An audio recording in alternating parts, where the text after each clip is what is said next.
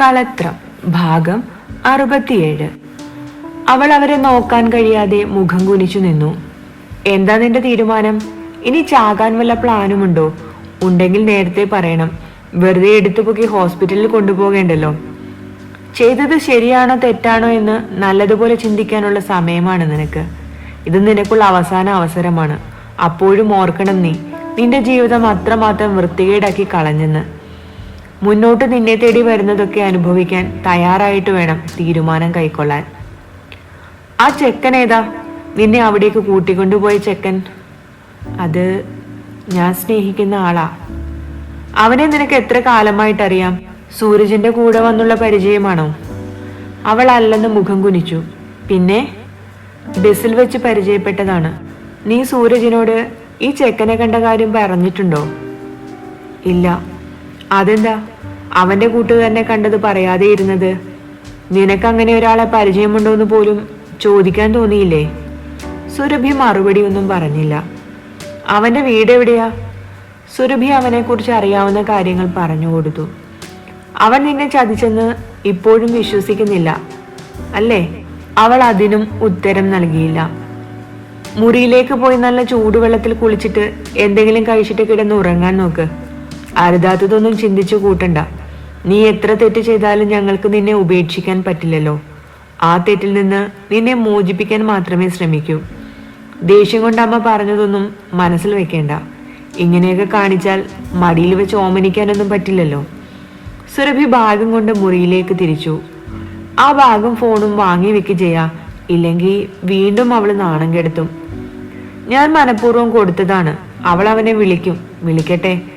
അവനിൽ നിന്ന് തന്നെ അതൊരു ചതിയാണെന്ന് അവൾ തിരിച്ചറിയട്ടെ. എന്റെ ഊഹം പറഞ്ഞാൽ അവൻ ചിലപ്പോൾ ഇവൾ വിളിച്ചാൽ പോലും എടുത്തെന്ന് വരില്ല. പിന്നെ മറ്റൊരു സാധ്യത ബാംഗ്ലൂർ കേസിന്റെ ബാക്കിയാണെന്ന് കേട്ടതാണ്. അങ്ങനെയെങ്കിൽ ആകെ അങ്ങനെ ഒരാൾക്കൊപ്പം ഇവൾ അറിയാതെ പെട്ടുപോയതാണെങ്കിലോ? അവർ മനഃപൂർവ്വം ഇവളെ ട്രാപ്പിലാക്കിയതാണോ എന്ന് എനിക്ക് സംശയമുണ്ട്. അന്നത്തെ ഒറ്റുകാരി ഇവളായിരുന്നുവെന്ന് അവർക്കറിയാം. ജയാ, തുളസി പേടിയോടെ വിളിച്ചു. അമ്മ പേടിക്കാതെ. സത്യയോടൊന്നും പറയാൻ നിൽക്കേണ്ട. വീട്ടിൽ ആണായ ഒരാൾ വേണമല്ലോ. അല്ലാതെ നിങ്ങൾ സ്ത്രീകളെ മാത്രം ഇനി ഇങ്ങനെ നിർത്താൻ പറ്റില്ല. ഞാൻ പോയി സൂര്യയും കുഞ്ഞിനെയും കൂട്ടിയിട്ട് വരാം. ജയദേവൻ യാത്ര പറഞ്ഞിറങ്ങി. അപ്പോഴേക്കും മായമ്മയും വിനോദും വിവേകും കുട്ടികളും എത്തി. വെപ്രാളത്തോടെ ഇടയ്ക്കിടെ തുളസി മുറിയിൽ പോയി നോക്കി വരും. സുരഭി എന്തെങ്കിലും കടുങ്കൈ ചെയ്യുമോ എന്നുള്ള ഭയം അവർക്കുണ്ടായിരുന്നു. സുരഭി ആദ്യത്തെ തളർച്ച മാറിയതും കോൾ ചെയ്തത് അരുണിനെയാണ്. പക്ഷേ കോൾ അറ്റൻഡ് ചെയ്തില്ല. കുറച്ചു കഴിഞ്ഞപ്പോൾ മറ്റൊരു നമ്പറിൽ നിന്ന് കോള് വന്നു. അവളത് സംശയത്തോടെ അറ്റൻഡ് ചെയ്തു. സുരഭി. അരുണിന്റെ ശബ്ദം കേട്ട് അവൾക്ക് കരച്ചിൽ വന്നു. അതുവരെ അറിയാത്ത അടികൊണ്ട വേദനകൾ ആ നിമിഷം അവൾക്ക് ശക്തമായി അനുഭവപ്പെട്ടു. അവൾ ഏങ്ങലടിച്ചു. എന്നെ ചതിക്കുമായിരുന്നു അരുൺ? ഇല്ലടോ. നീ എന്തൊക്കെ ഈ പറയുന്നത്? ചതിക്കാനോ? അങ്ങനെയാണെങ്കിൽ ഞാനിപ്പോൾ ഫോൺ എടുക്കുമോ? പെട്ടെന്ന് പോലീസ് വന്നപ്പോൾ ആ തിരക്കിനിടയിൽ നിന്നെ എനിക്ക് നഷ്ടമായി. എൻ്റെ ഫോണിൻ്റെ സ്ക്രീനും മുടഞ്ഞുപോയി. നിന്റെ അടുത്തേക്ക് വരാൻ ശ്രമിച്ചപ്പോൾ ആ സെക്യൂരിറ്റി ഞങ്ങൾ കുറച്ചുപേരെ വേറൊരു മുറിയിൽ പൂട്ടിയിട്ടു. ഒന്നും ചെയ്യാൻ എനിക്ക് പറ്റിയില്ല. ഫോൺ കയ്യിൽ കിട്ടിയപ്പോൾ ആരെയും കോൾ ചെയ്യാനും പറ്റിയില്ല. കാര്യങ്ങൾ അറിഞ്ഞ് ഏട്ടൻ വന്നപ്പോൾ തന്നെ വക്കീലിനെയും കൂട്ടി അങ്ങോട്ട് വന്നപ്പോൾ നിന്റെ പേരിൽ അങ്ങനെ കേസില്ലെന്നറിഞ്ഞു. പിന്നെ എങ്ങനെ ഞാൻ അങ്ങോട്ട് വരും? പരിചയത്തിലുള്ള ഒരു പോലീസുകാരന് കുറച്ച് കാശ് കൊടുത്ത് നിന്റെ വിവരം തിരക്കിയപ്പോഴാണ് എല്ലാവരും വന്ന് നിന്നെ കൊണ്ടുപോയെന്നറിഞ്ഞത്. ഇതുവരെ നിന്റെ ഒരു ഫോൺ കോളിന് ഞാൻ എത്ര കാത്തിരുന്നെന്നറിയുമോ നിനക്ക്? അവൻ അവളോട് വീണ്ടും മധുരമായി സംസാരിച്ചു. താനുണ്ട് കൂടെ എന്ന് പറഞ്ഞു വിശ്വസിപ്പിച്ചു. അവളത് വിശ്വസിച്ചു. ഇന്ന് എന്നെ ആ പോലീസുകാരി കുറെ ഉപദ്രവിച്ചു, അപമാനിച്ചു. അവൾ വിഷമത്തിൽ വേദന സഹിച്ചു പറഞ്ഞു. അവർക്കുള്ള പണി ഏട്ടൻ കൊടുത്തോളും. അനിയന്റെ പെണ്ണിനെ കൈവച്ചാൽ എൻ്റെ ഏട്ടൻ നോക്കി നിൽക്കില്ല.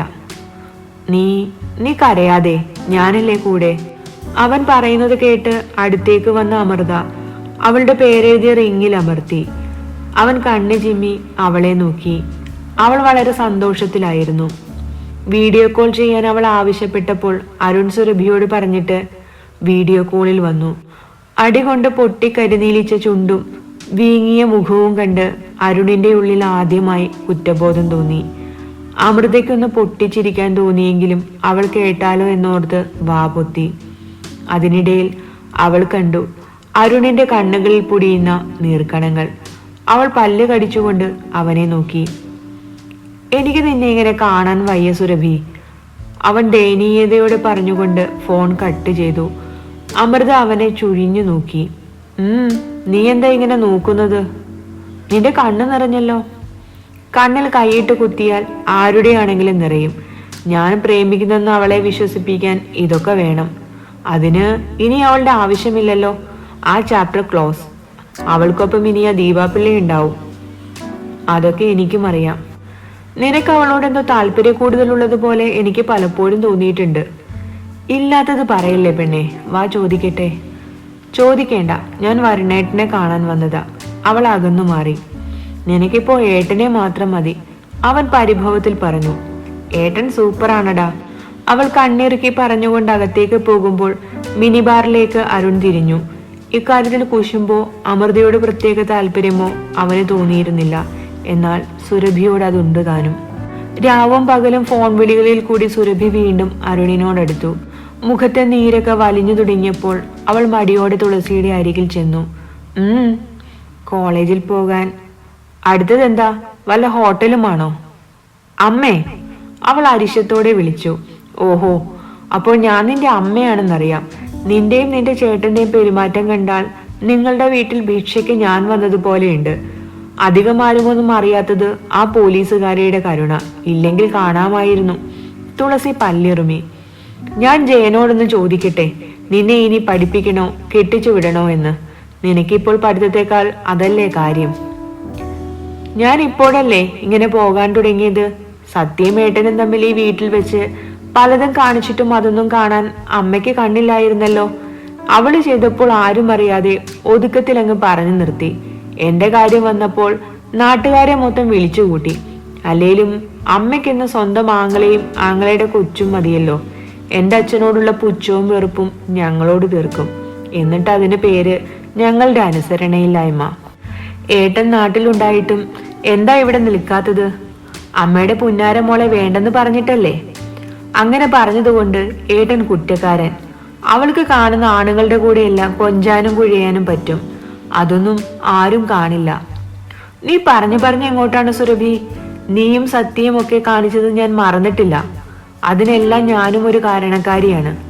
അതുകൊണ്ടാണ് ഇന്നും നീയൊക്കെ 3 നേരം ഉണ്ടുറങ്ങി കഴിയുന്നത്. നാട്ടുകണക്കിൽപ്പെടുന്ന വിവാഹപ്രായം കഴിഞ്ഞിട്ടും ഒരു പെണ്ണ് ഇവിടെ നിന്നിരുന്നു. അവൾ ആരെ കൊണ്ടും ഒന്നും പറയിച്ചിട്ടില്ല. അവൾക്കും ഉണ്ടായിരുന്ന ഒരു ഇഷ്ടം. പക്ഷേ അവൾ ഒരിക്കലും അവളുടെ അതിർത്തികൾ ഭേദിച്ചില്ല. സ്വന്തം ശരീരത്തെക്കുറിച്ച്, അതിനെ സംരക്ഷിക്കേണ്ടതിനെ കുറിച്ച് സ്വയം ബോധം ഉണ്ടാവണം. ഇപ്പോഴല്ല, കുറച്ച് കഴിയട്ടെ. ഈ ചെയ്തു പോയതിനൊക്കെ നീ പശ്ചാത്തപിക്കുന്നത് ഞാൻ കാണും. എന്താ ഇവിടെ? ജയൻ ശബ്ദം കേട്ട് വന്ന് ചോദിക്കുമ്പോൾ തുളസി സുരഭിയെ നോക്കി. അവൾക്ക് കോളേജിൽ പോകണമെന്ന്. അതിനെന്താ, പഠിക്കണമെന്ന ചിന്ത വന്നാൽ നല്ലതല്ലേ? ഇനി അതൊന്നും വേണ്ട ജയ. എവിടെയെങ്കിലും വല്ല ആലോചനയും നോക്ക്. ഇഷ്ടമില്ലാതെ ഇവളെ പിടിച്ച് കെട്ടിക്കാനാണോ അമ്മ പറയുന്നത്? ഒരു ചെറുപ്പക്കാരന്റെ ജീവിതം കൂടി നശിപ്പിക്കണോ? സ്വന്തം ജീവിതമല്ലേ, അവൾ തീരുമാനിക്കട്ടെ. തിരുത്താൻ ഒരുപാട് അവസരമൊന്നും കിട്ടിയെന്ന് വരില്ല. അന്ന് പറഞ്ഞത് ഇന്നും പറയാനുള്ളൂ സുരഭി. പഠിച്ചൊരു ജോലി മേടിച്ചാൽ നിനക്ക് നിന്റെ കാര്യം നോക്കി ജീവിക്കാൻ കഴിയും. ഇല്ലെങ്കിൽ ഇങ്ങനെ സപ്ലിയും വാരിക്കൂട്ടി ഇങ്ങനെ ഓരോന്ന് പറയിപ്പിച്ച് ജീവിക്കാം. പിണങ്ങി സംസാരിച്ചാൽ അവൾക്ക് വാശി കൂടുകയുള്ളൂ എന്ന ചിന്ത കൊണ്ട് അവളോട് താൻ സംസാരിച്ചോളാമെന്ന് സൂര്യ പറഞ്ഞതോടെ തുളസി ഡാൻസ് സ്കൂളിലേക്ക് പോയി. അവിടെയുള്ള സംസാരങ്ങളെല്ലാം കേട്ട സത്യയുടെ കണ്ണ് നിറഞ്ഞൊഴുകി. ചെയ്തുപോയ തെറ്റിന്റെ ഭാരം അവളെ കൂടുതൽ പ്രതിസന്ധിയിലാക്കി. വൈകിയെത്തിയ തിരിച്ചറിവുകൾ കൊണ്ട് അവൾ മുന്നോട്ടുള്ള ജീവിതത്തെ കുറച്ചുകൂടി സുതാര്യമായി ചിട്ടപ്പെടുത്താൻ ശ്രമിച്ചു. സൂര്യ സംസാരിച്ചെങ്കിലും അരുൺ എന്ന വ്യക്തിയിൽ സുരഭി ഉറച്ചു തന്നെ നിന്നു. അന്നത്തെ നിന്റെ കൂട്ടുകാരി ഒപ്പിച്ച പ്രശ്നങ്ങളിൽ ഈ അരുണിനും പങ്കുണ്ടെന്ന് ജയേട്ടൻ പറയുന്നു സുരഭി. അതൊക്കെ വെറുതെ ചേച്ചി. എന്നെ സ്നേഹിക്കുന്ന, ഞാൻ സ്നേഹിക്കുന്ന ഒരാളുണ്ടെന്ന് ഇവർക്കൊക്കെ സമ്മതിക്കാനുള്ള മടിയാണ്. അവനെന്ന് അവിടെ പെട്ടുപോയതാ. ഇല്ലെങ്കിൽ എങ്ങനെയും എന്നെ രക്ഷിച്ചേനെ. കഴിഞ്ഞത് കഴിഞ്ഞു. ഇനി അവനൊപ്പം ഒറ്റയ്ക്കെങ്ങും പോകരുത് സുരഭി. നാളെ എന്തെങ്കിലും പ്രശ്നം വന്നാൽ നീ ഉദ്ദേശിച്ചതുപോലെയൊന്നും ആവില്ല. സൂര്യ അവളുടെ വയറിലേക്ക് കൂടി നോക്കിയാണ് പറഞ്ഞത്. ഞങ്ങൾ അത്രയ്ക്കും പൊട്ടരൊന്നും അല്ല ചേച്ചി. വേണ്ട പ്രിക്കോഷൻസ് എടുത്തിട്ടാണ്. നിനക്ക് നാണമില്ലേ സുരഭി ഇങ്ങനെ പറയാൻ? അതും കല്യാണം പോലും കഴിയാത്ത നീ. കല്യാണം കഴിച്ചാൽ മാത്രം ചെയ്യാൻ പറ്റുന്ന കാര്യമാണെന്ന് എവിടെയെങ്കിലും എഴുതി വെച്ചിട്ടുണ്ടോ? ഇത് പഴയ കാലമൊന്നുമല്ല ചേച്ചി. താല്പര്യമുണ്ടെങ്കിൽ പ്രായപൂർത്തിയായവർക്ക് ഇതൊക്കെ അനുവദനീയമാണ്. സൂര്യ അടുത്തതുപോലെ കൈകൂപ്പി പുറത്തേക്ക് പോയി. എന്തേ ചേച്ചി ഉപദേശിച്ച് അനീതി നന്നായോ? അവളുടെ വീർത്ത മുഖത്ത് ഒരു കുത്തുവെച്ചു കൊടുത്തുകൊണ്ട് ജയൻ ചിരിയോടെ ചോദിച്ചു. ദേ ജയേട്ടാ, ചുമ്മാ കളിക്കല്ലേ. ജയന്റെ കണ്ണിൽ കുസൃതി മിന്നി. അവന്റെ ഭാര്യയുടെ അടുത്ത് മാത്രം പ്രകടമാകുന്ന കുസൃതി. ആ കുസൃതിയിൽ സൂര്യ ചിരിച്ചുപോയി. കൂടപ്പിറപ്പുകളാണെങ്കിലും ഒരു പരിധിയിൽ കൂടുതൽ അവരുടെ പ്രശ്നങ്ങൾ തലയിലേറ്റി നമ്മുടെ ജീവിതത്തിന്റെ രസമില്ലാതെയാക്കരുത്. അതിലൊരു സൂചനയുണ്ടായിരുന്നു. അവരുടെ ജീവിതം പോലെ നമ്മുടേതും പ്രിയപ്പെട്ടതാണെന്ന്, വിലപ്പെട്ടതാണെന്ന്. എടോ സുരഭി, അത് തന്റെ ബോയ്ഫ്രണ്ട് അല്ലേ? കോളേജിൽ വന്ന ദിവസം ക്ലാസ്മേറ്റായ ശ്രുതിക്കൊപ്പം അടുത്തുള്ള മാളിൽ നിൽക്കവെയാണ് ശ്രുതിയുടെ ചോദ്യം അവളെ തേടിയെത്തിയത്. അമൃതയ്ക്കൊപ്പം അരുണിനെ കണ്ട് അവളുടെ കണ്ണുകൾ കുറുകി.